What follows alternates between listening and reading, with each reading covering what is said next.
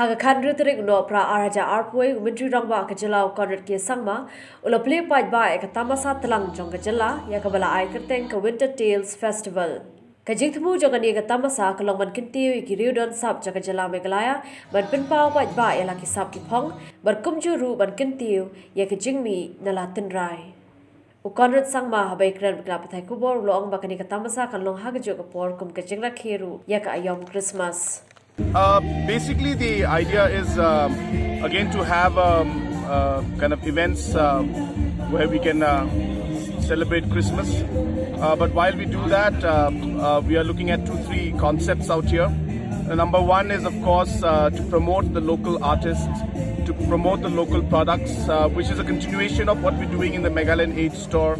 And in fact, the entire work that's been happening for the last year and a half. Number two, as you've seen, there's been a lot of push towards a sustainable kind of setup out here. Every product that's used in this particular place is really more or less plastic free and the natural products that we have. So the idea is to make it a very green Christmas and a green kind of a festival. Also, we have different aspects of artists from different parts of the world who have also made their paintings on Meghalaya, and those also are displayed. And many other products of our very, very talented artists is also being displayed out here and is going to be showcased, and obviously you can purchase it if you desire. So therefore it's a mix of all of these things, but more importantly it's a festive season.